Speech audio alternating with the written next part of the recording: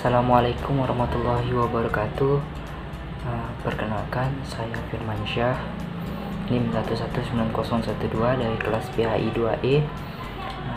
Pada kali ini kami dari kelompok 5 akan mempresentasikan makalah kami yang berjudul Peradaban Islam pada masa Umar bin Khattab. Sebelumnya saya ingin mengucapkan marhaban ya Ramadan. Selamat menunaikan ibadah puasa Ramadan bagi teman-teman semua. Baiklah, lanjut. Pada kali ini saya akan menjelaskan pada poin pertama, yaitu pemerintahan Umar bin Khattab. Langsung saja, dalam pembahasan ini terbagi menjadi 3 poin utama, yaitu pada poin pertama, suksesi Umar menjadi seorang khalifah. Pengangkatan Umar bin Khattab sendiri sebagai khalifah kedua merupakan inisiatif dari para sahabat. Abu Bakar As-Siddiq sebagai khalifah yang pertama. Pada waktu Abu Bakar dalam keadaan sakit keras, terjadi kekhawatiran pada Abu Bakar akan terjadi persengketaan kepemimpinan jika tidak ditentukan penggantinya. Abu Bakar mengajak beberapa sahabat untuk bermusyawarah, yaitu antara lain Abdurrahman bin Auf, Utsman bin Affan, Usaid bin Hudayr, Said bin Zaid, dan sahabat-sahabat yang lain. Pada kandidat utama dalam pemilihan kali ini yaitu Umar bin Khattab dan juga Ali bin Abi Thalib, dan pada hasil akhir dari diskusi tersebut terpilihlah Umar bin Khattab sebagai khalifah yang kedua. Pada masa awal kepemimpinan Umar bin Khattab menduduki jabatan khalifah, ia naik ke atas mimbar dan mengatakan, "Sesungguhnya aku mengatakan beberapa perkataan, maka percayalah kalian." Baiklah, langsung lanjut ke poin selanjutnya, yaitu ekspansi pada masa khalifah Umar bin Khattab. Ekspansi di sini berarti yaitu perluasan wilayah. Pada hakikatnya, pada masa khalifah Umar bin Khattab di sini merupakan lanjutan dari ekspansi atau perluasan wilayah Islam yang telah dilakukan oleh Rasulullah SAW dan juga Khalifah Abu Bakar As-Siddiq radhiyallahu anhu. Pada masa Umar bin Khattab, Umar berhasil memperluas wilayahnya, yaitu melakukan ekspansi ke beberapa wilayah, antara lain ekspansi ke Syria, ekspansi ke Irak dan Persia, kemudian ekspansi ke Mesir. Baiklah, kita akan lanjut ke poin selanjutnya, yaitu kebijakan-kebijakan fenomenal pada masa Khalifah Umar bin Khattab. Antara lain, kebijakan pertama yaitu pemberhentian Khalid bin Walid dari jabatan panglima tertinggi pasca penaklukan Syria sebelum melanjutkan ke Yerusalem. Kebijakan kedua yaitu penetapan konstitusi negara. Kebijakan ketiga, pemberlakuan tertib administrasi dalam kebijakan pembagian provinsi dan distrik. Kebijakan yang keempat, pembentukan jawatan pajak dalam pajak tanah dan pemukiman dan metode pemungutan penentuan sumber-sumber selain pajak. Kebijakan kelima, pembentukan jawatan pengadilan. Kebijakan keenam, pembentukan konstitusi hukum. Yang ketujuh, pembentukan jawatan kepolisian sebagai penindak hukum pendahuluan serta mendirikan penjara. Kebijakan ke-8 yaitu pembentukan jawatan perbendaharaan negara dan menentukan pejabat-pejabatnya. Kebijakan ke-9, pembentukan jawatan pekerjaan umum yang mengatur pembangunan saluran jalan-jalan. Yang ke-10, pembangunan bidang militer yang menyangkut pembuatan markas militer, kesatriaan militer. Yang ke-11 yaitu pembangunan bidang pendidikan dan jawatan agama yang menyangkut penyebaran Islam. Dan kebijakan yang terakhir yaitu berbagai kebijakan yang meliputi pemakaian kalender Hijriyah, pengaturan hak-hak zimmi, penghentian perbudakan, pemberian gaji kepada orang-orang miskin, pemeliharaan yatim piatu dan anak pungut, pengaturan dalam bahaya perang dan membuat sarana untuk mengetahui keluhan-keluhan rakyat dan lain-lain. Sekian penjelasan dari saya.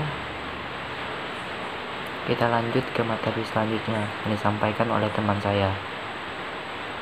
Assalamualaikum warahmatullahi wabarakatuh.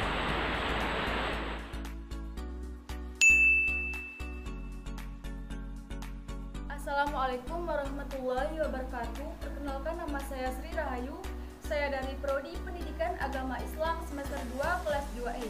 Di sini saya akan menjelaskan perkembangan politik pada masa Umar bin Khattab. Ketika pemerintahan Islam dipegang oleh Khalifah Umar bin Khattab, kekuasaan pemerintahan Islam sudah bertambah luas. Banyak kota sudah berada dalam wilayah kekuasaan Islam, sehingga pekerjaan yang harus dilaksanakan oleh Khalifah Umar bertambah banyak. Tidak saja di kota Madinah, sebagai pusat pemerintahan, Khalifah Umar mengangkat pejabat tinggi yang khusus untuk memindahkan lembaga pemerintahan. Bahkan di kota-kota tempat kediaman para gubernur pun, beliau mengangkat pejabat peradilan hakim untuk menyelesaikan kasus-kasus yang terjadi dalam masyarakat. Jadi, orang yang pertama kali memisahkan jabatan qadha dengan jabatan pemerintahan Islam ialah Khalifah Umar bin Khattab. Menurut Hasbi Asyidiki, pada masa Khalifah Umar bin Khattab, beliau sendiri yang mengangkat seseorang untuk menjadi seorang qadhi, guna ditempatkan di suatu daerah. Qadhi yang diangkat oleh gubernur itu ada kalanya ditunjuk oleh Khalifah Umar bin Khattab. Demikian juga tentang pemberhentian seorang qadhi, sepenuhnya menjadi wewenang Umar bin Khattab. Sejak Khalifah Umar bin Khattab memisahkan tugas kehakiman dengan tugas pemerintahan umum, banyak instruksi yang dibuatnya untuk tugas para qadhi. Di antaranya ialah instruksi Khalifah Umar bin Khattab kepada Abu Musa Asy'ari, qadhi di Qur'an. Khalifah Umar bin Khattab berpendapat bahwa tempat yang paling sesuai untuk menyelesaikan persidangan pengadilan adalah masjid. Khalifah Umar bin Khattab juga telah membentuk Dewan Fatwa yang anggotanya dari golongan sahabat Rasulullah yang mempunyai keahlian dalam bidang hukum syara untuk memberikan fatwa hukum Islam kepada yang memerlukannya. Selain itu, Khalifah Umar bin Khattab juga telah membentuk lembaga yang menangani kasus kriminal dan pidana selain zina yang langsung ditangani oleh qadhi. Dalam sejarah peradilan Islam, Khalifah Umar yang pertama kali mengadukan sistem pemenjaraan bagi pelaku kriminal dan pelaku jahaya lainnya. Ketika Khalifah Umar menjadi Amirul Mukmin, pemerintahan Islam sudah mulai meluas ke berbagai daerah di luar kota Madinah. Pekerjaan pemerintahan sudah mulai banyak yang tidak terselesaikan oleh Khalifah Umar. Demikian juga dengan tugas-tugas memutus perkara banyak yang terbengkalai. Mulai saat itu Khalifah Umar bin Khattab mengangkat pejabat-pejabat yang mengurusi urusan peradilan, di samping tugas pejabat umum gubernur yang diangkat sebelumnya. Sekian dari penjelasan saya mengenai perkembangan politik pada masa Umar bin Khattab. Sekian dan terima kasih. Wassalamualaikum warahmatullahi wabarakatuh.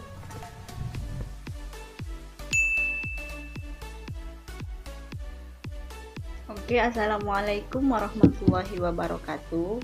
Perkenalkan, nama saya Diana. Di sini saya akan membahas salah satu materi pembahasan yang ada di dalam kelompok saya mengenai wabah penyakit yang terjadi pada masa kependudukan Khalifah Umar bin Khattab. Jadi pada masa kependudukan Khalifah Umar bin Khattab di sebuah kota, tepatnya di kota Syam, terdapat sebuah wabah penyakit yang disebut sebagai penyakit korela. Baiklah, saya akan memperjelas mengenai wabah penyakit ini pada kependudukan Umar bin Khattab. Jadi pada suatu ketika Khalifah Umar bin Khattab beserta rombongannya ingin pergi menuju kota Syam. Tapi di dalam perjalanan Khalifah Umar bin Khattab beserta rombongan mendengar kalau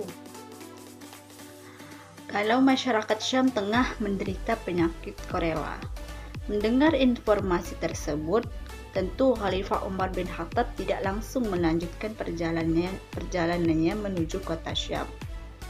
Begitu juga tidak langsung membatalkannya. Jadi di sini Umar bin Khattab beserta rombongannya tidak melanjutkan perjalanannya menuju kota Syam, tapi juga tidak membatalkan niatnya untuk pergi berkunjung ke kota Syam. Lalu bagaimana? Nah, di sini hal pertama yang dilakukan oleh Umar bin Khattab adalah menggelar sebuah musyawarah. Mulanya Khalifah Umar bin Khattab meminta kaum muhajirin angkatan pertama untuk menghadapinya guna menyelesaikan persoalan wabah korela tersebut. Apakah tetap melanjutkan perjalanan ke Syam meskipun ada wabah korela atau membatalkannya dan kembali ke Madinah? Itu pertanyaan dari Umar bin Khattab. Lalu di sini sebagian kaum muhajirin berpendapat kalau Khalifah Umar bin Khattab dan rombongan hendaknya meneruskan perjalanannya. Alasan Khalifah Umar bin Khattab ketika memutuskan untuk Syam tentunya dengan tujuan tertentu. Oleh karena itu, tidak patut kalau seandainya mengalihkan arah perjalanannya. Sementara sebagai kaum muhajirin yang lain mengatakan sebaiknya Khalifah Umar bin Khattab dan rombongan yang terdiri dari para sahabat Rasulullah membatalkan perjalanannya. Mereka melarang Khalifah Umar dan para rombongan untuk memasuki wilayah yang tengah terjangkit wabah penyakit. Khalifah Umar bin Khattab juga meminta pendapat dari kaum Ansor. Jadi di sini Khalifah Umar meminta pendapat dari dua golongan ataupun dari dua kaum. Jadi kaum Ansor sama seperti kaum Muhajirin sebelumnya, sebagai kaum Ansor juga berpendapat bahwa sang khalifah harus tetap melanjutkan perjalanannya, sebagian lain mengusulkan agar sang khalifah membatalkannya. Jadi di sini terdapat dua opsi yang diberikan oleh kaum Muhajirin dan kaum Ansor kepada Khalifah Umar bin Khattab. Ada kaum yang menyetujui Umar bin Khattab tidak melanjutkan sama sekali perjalanannya menuju kota Syam, dan ada juga kaum yang memberikan pendapat kepada Khalifah Umar bin Khattab untuk melanjutkan perjalanannya menuju kota Syam. Tidak cukup sampai di situ saja, Khalifah Umar bin Khattab kemudian menggelar sebuah musyawarah untuk ketiga kalinya guna membahas perjalanannya menuju ke wilayah kota Syam yang sedang terkena wabah penyakit korela. Apakah dilanjutkan atau dibatalkan? Pada musyawarah yang ketiga ini, Khalifah Umar mengundang para sesepuh Quraisy yang berhijrah pada saat Fatur Makkah untuk meminta pendapat.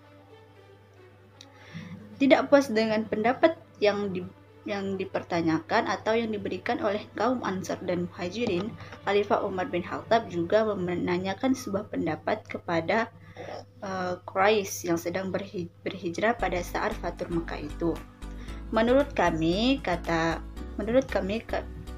kaum Quraisy, engkau beserta orang-orang yang bersamamu sebaiknya kembali ke Madinah, dan janganlah engkau bawa mereka ke tempat yang terjangkit penyakit itu, kata kaum. Menurut pendapat kaum Quraisy, kata sejumlah sesepuh Quraisy sebagaimana dikutip dalam buku Pesona Akhlak Nabi Ahmad Rafi Usmain 2015, segera setelah mendapat masukan dari para sesepuh Quraisy, Khalifah Umar mengumumkan untuk membatalkan agenda kunjungannya ke Syam. Ia dan rombongannya akan kembali ke Madinah. Keputusan Khalifah Umar tersebut tidak serta-merta diterima begitu saja. Ada seseorang yang mempertanyakan keputusan itu. Dialah Abu Ubaidah bin Jahar, seorang panglima kaum muslim saat itu. Jadi di sini Abu Ubaidah ini bertanya kepada Khalifah Umar bin Khattab. Jadi pertanyaannya seperti ini, apakah engkau melarikan diri dari ketentuan Allah? Tanya Abu Ubaidah jahra kepada Khalifah Umar. Lalu Khalifah Umar menjawab, Memang dirinya dan rombongannya melarikan diri dari ketentuan Allah, namun untuk menuju ketentuannya yang lain. Khalifah Umar lantas memberikan ibarat tentang ketentuan Allah kepada Abu Ubaidah bin Jahar. Seandainya engkau memiliki sejumlah unta, kemudian ada dua tempat yang mengembala unta, yang satu hijau penuh tumbuh-tumbuhan dan satunya kering keronta. Jika engkau mengembala unta-untamu di tempat yang hijau, menurutmu bukankah itu karena ketentuan Allah? Demikian halnya jika engkau mengembalanya di tempat yang kering keronta. Tanya balik Khalifah Umar. Mendengar penjelasan Khalifah Umar, Abu Ubaidah bin Jahar akhirnya memahami dan membetulkan keputusan Umar untuk kembali ke Madinah. Khalifah Umar semakin mantap untuk kembali ke Madinah beserta rombongannya. Setelah menerima informasi dari Abdurrahman bin Auf, pada suatu ketika Rasulullah melarang seseorang untuk memasuki suatu wilayah yang terkena wabah penyakit. Begitupun masyarakat yang tengah terjangkit wabah di suatu wilayah juga dilarang keluar di wilayahnya. Tidak lain itu adalah cara untuk mengisolasi penyakit agar tidak merembet ke tempat-tempat lainnya.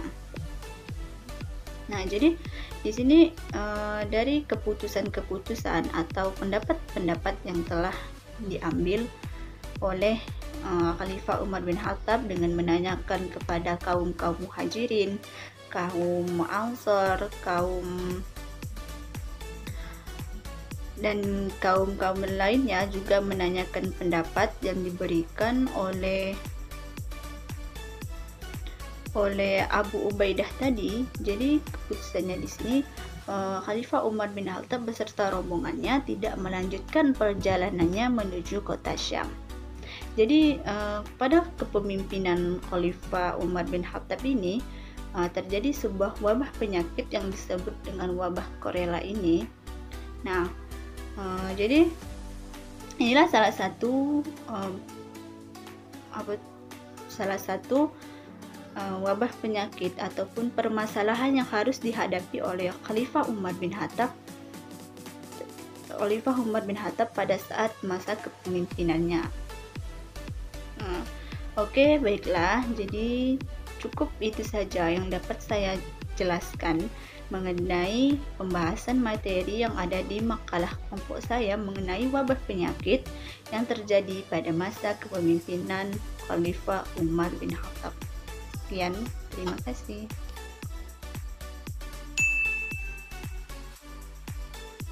Bismillahirrahmanirrahim. Assalamualaikum warahmatullahi wabarakatuh. Perkenalkan, nama saya Ura Darmawan. Di sini saya akan memaparkan sedikit masalah terbunuhnya Umar bin Khattab. Takdir telah menghendaki Umar terbunuh, tapi terbunuhnya bukanlah karena kebencian pribadi atau karena suatu cacat pada kehidupan pribadinya. Kebencian yang ditimbulkan oleh fanatik rahasia Allah yang menjadi sebab terjadinya pemufakatan jahat untuk membunuhnya di antara mereka yang dikalahkannya di medan perang.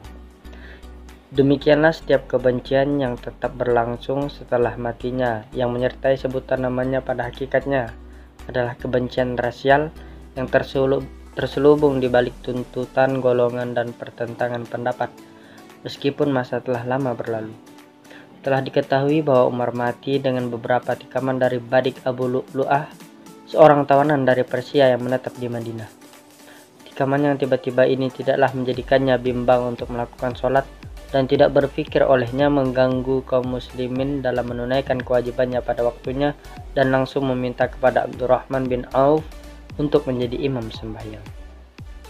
Kemudian ia jatuh pingsan dan tidak sadar lagi ketika diajak berbicara, sehingga sebagian orang yang mengenal pribadinya berkata, "Jika dia masih hidup, kamu tidak akan dapat menyadarkannya kecuali dengan kata sholat." Lalu orang berseru, "Sholat, sholat." Tatkala dia mendengar seruan itu, maka dia membuka kedua matanya dan mengucapkan dengan terputus-putus, "Sholat, ha? Allah." Lalu kemudian dia berkata, tidak akan beruntung dalam Islam orang yang meninggalkan sholat. Orang-orang yang menyaksikannya penguburannya mengatakan, tatkala dia dibawa, maka seolah-olah kaum muslimin belum pernah ditimpa musibah, kecuali pada hari itu Umar telah meninggalkan dunia yang fana sebagai orang yang paling adil dalam keadaan mazlum atau teraniaya atau tertuduh berbuat aniaya. Tidaklah ada satupun yang menunjukkan bagaimana besarnya kebaikan dan keutamaan Umar dan bagaimana besarnya kebutuhan orang pada keadilan sesudah meninggalnya seperti yang ditunjukkan dalam peristiwa akhir hayatnya. Baiklah, mungkin itu yang dapat saya sampaikan, kurang dan lebihnya mohon maaf. Sekian dari saya. Assalamualaikum warahmatullahi wabarakatuh. Assalamualaikum warahmatullahi wabarakatuh. Saya Meta Dwi Julianti. Di sini saya akan menjelaskan bagaimana terpilihnya Utsman bin Affan menjadi khalifah. Pengangkatan Utsman bin Affan didahului oleh musyawarah sejumlah sahabat senior Islam, yaitu sebelum Khalifah Umar bin Khattab meninggal dunia. Ia diminta oleh beberapa tokoh masyarakat untuk memilih atau menunjuk penggantinya atau mengangkat anaknya. Semula permintaan itu ditolak oleh Umar, tetapi karena selalu didesak dan bahaya perpecahan semakin nampak, akhirnya Umar memilih enam sahabat senior yang bertugas memilih salah seorang sahabat senior yang bertugas memilih salah seorang di antaranya untuk menjadi khalifah, yaitu Ali bin Abi Thalib, Utsman bin Affan, Zubair bin Awam, Sa'ad bin Abu Waqqas, Abdurrahman bin Auf, dan Talha bin Ubaidillah. Kelompok 6 ini diketahui oleh Abdurrahman bin Auf, dan kelompok 6 ini kemudian bermusyawarah. Kelompok 6 ini dipilih karena dahulu dinyatakan oleh Nabi sebagai calon-calon penghuni surga, dan bukan karena masing-masing mewakili kelompok atau suku tertentu. Pertimbangan Umar ini sangatlah penting, sehingga yang didahulukan bukan faktor muhajirin dan ansornya, karena hal itu akan memicu perselisihan antar mereka. Dalam menjalankan tugasnya untuk memilih pemimpin umat Islam, ternyata dalam kelompok 6 ini terjadi kompetisi yang ketat, yang kemudian berkembang dan melahirkan polarisasi di kalangan umat Islam. Mereka terpecah menjadi dua kubu, yaitu pendukung Ali dikenal dengan Bani Hashim dan pendukung Utsman yang dikenal dengan Bani Umayyah. Dalam suasana yang tegang tersebut, Abdurrahman bin Auf memanggil secara bergiliran Ali dan Utsman. Baik kepada Ali maupun kepada Utsman, Abdurrahman bin Auf menanyakan hal yang sama, yaitu seandainya menjadi khalifah, apakah sanggup menegakkan kitab Allah dan sunnah Rasul dan mengikuti kebijaksanaan khalifah sebelumnya. Mendengar jawaban keduanya, Abdurrahman bin Auf lebih memilih jawaban Utsman bin Affan dan selanjutnya membaiatnya menjadi khalifah pada hari Senin 30 Zulhijjah 24 Hijriyah. Oke, sekian dari saya. Wassalamualaikum warahmatullahi wabarakatuh.